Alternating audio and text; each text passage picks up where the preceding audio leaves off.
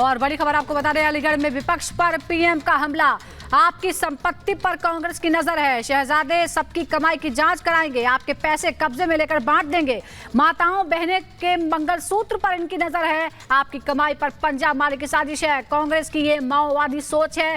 PM ने 2 दिन में दूसरी बार कांग्रेस के मैनिफेस्टो पर हमला बोला। कांग्रेस और इंडी गठबंधन के एक और खतरनाक इरादे से मैं आज देश के लोगों को, अलीगढ़ के लोगों को आगाह कर रहा हूं। मैं देशवासियों को आगाह करना चाहता हूं। कांग्रेस और इंडी गठबंधन की नजर अब आपकी कमाई पर है, आपकी संपत्ति पर है।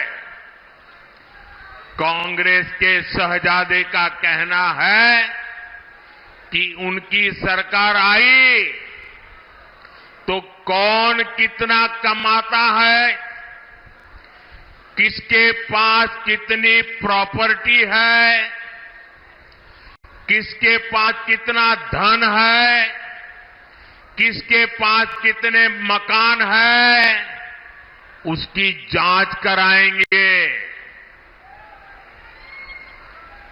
इतना ही नहीं, वो आगे कहते हैं कि ये जो संपत्ति है उनको सरकार अपने कब्जे में लेकर उसको सबको बांट देगी, ये कहते हैं।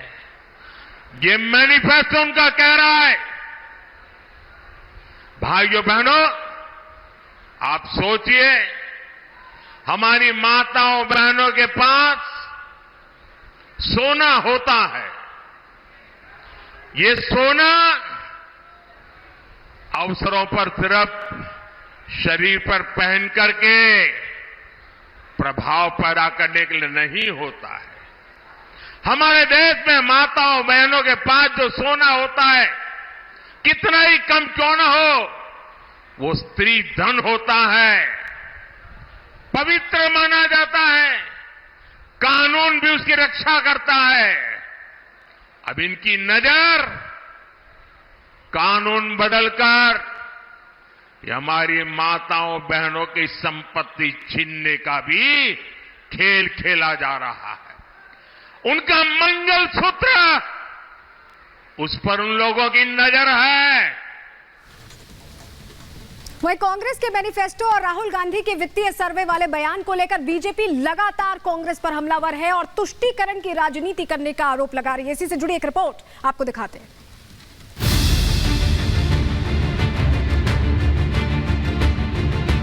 ये अर्बन नक्सल की सोच, मेरी माताओं बहनों, ये आपका मंगलसूत्र भी बचने नहीं देंगे।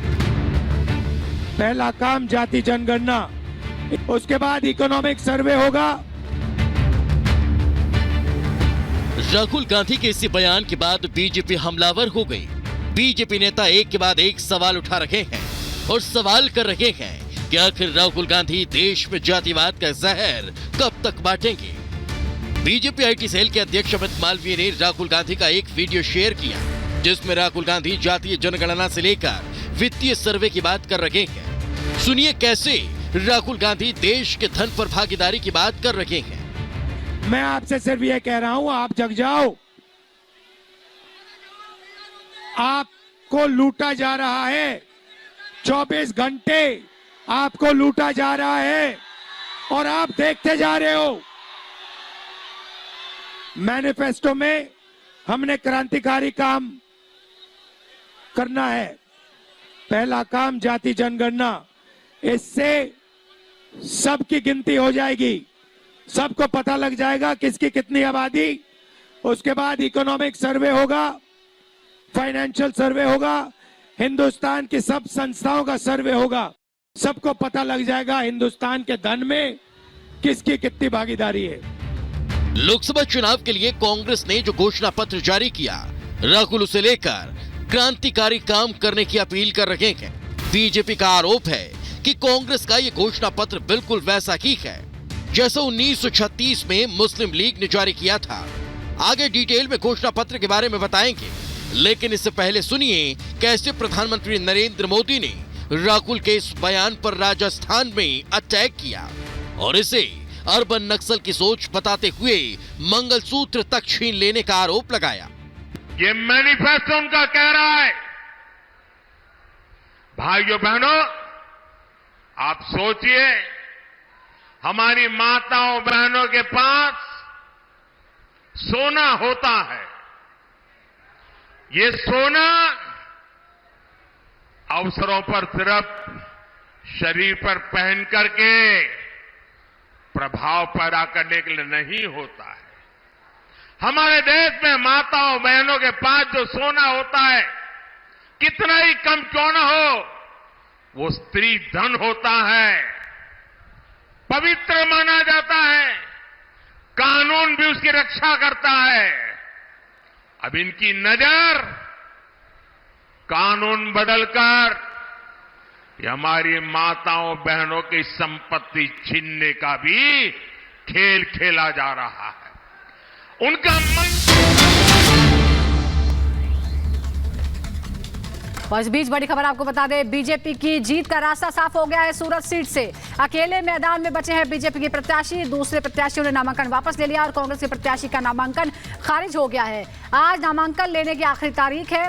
मुकेश कुमार दलाल है बीजेपी के उम्मीदवार, यानी अब उनके सामने कोई कॉम्पिटिशन नहीं बचा है और इसीलिए उनकी जीत का रास्ता साफ है। कांग्रेस की तरफ से प्रत्याशी का नामांकन खारिज हो गया है और उसके बाद अब कोई मैदान में नहीं बचा है मुकेश दलाल के सामने।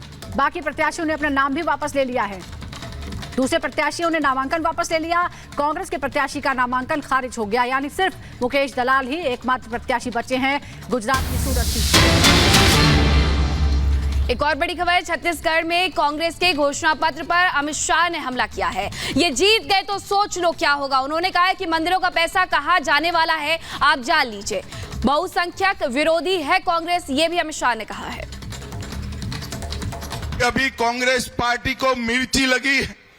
मोदी जी ने उनके घोषणा पत्र में से सबकी संपत्ति का सर्वे करने का कहा है। मोदी जी ने कल कहा क्यों करना है इस सर्वे को। कांग्रेस पार्टी पूरी नरेंद्र मोदी पर सवाल उठा रही है। मैं आज कांग्रेस पार्टी को पूछना चाहता हूं, आपके घोषणा पत्र में सर्वे की बात है या नहीं है। राहुल बाबा देश के नाम में स्पष्ट करे। और मनमोहन सिंह, आपके प्रधानमंत्री ने कहा था संसाधन पर पहला अधिकार माइनॉरिटी का है, आदिवासी दलित का नहीं है, आदिवासी दलित का नहीं है। भाई और बहनों, देश भर के मठ मंदिर और सबकी संपत्ति पर जो नजर है, वो पैसा कहां जाना वाला है। मनमोहन सिंह को याद करो, उन्होंने कहा कि पैसा पर, रेवेन्यू पर, संसाधन पर सबसे पहला अधिकार माइनॉरिटी का है। ये कांग्रेस पार्टी कहती है और हम कहते हैं संसाधन पर पहला अधिकार देश के गरीब का है, आदिवासी का है, दलित का है, पिछड़ा समाज का है।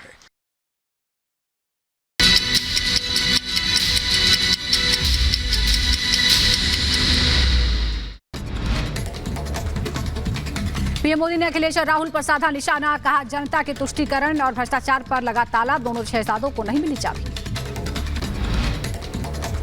यूपी के अलीगढ़ में पीएम मोदी के हुंकार, कहा देश को गरीबी से मुक्त करने का समय, तुष्टीकरण से मुक्ति का समय आ गया।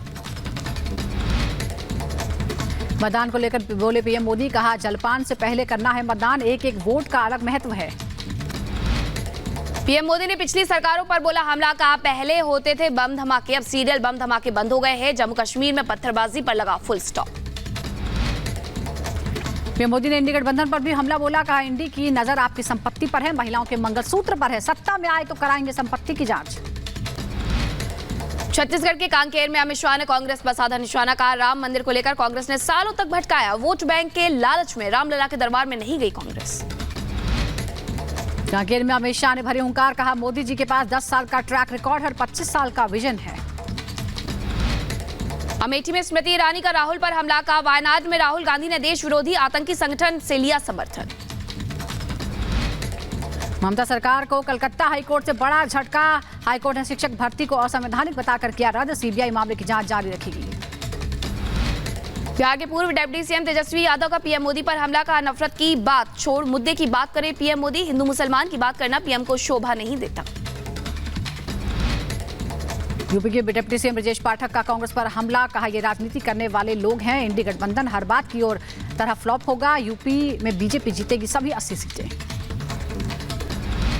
राजस्थान के पूर्व सीएम अशोक गहलोत का बीजेपी पर हमला, कहा पीएम मोदी और अमित शाह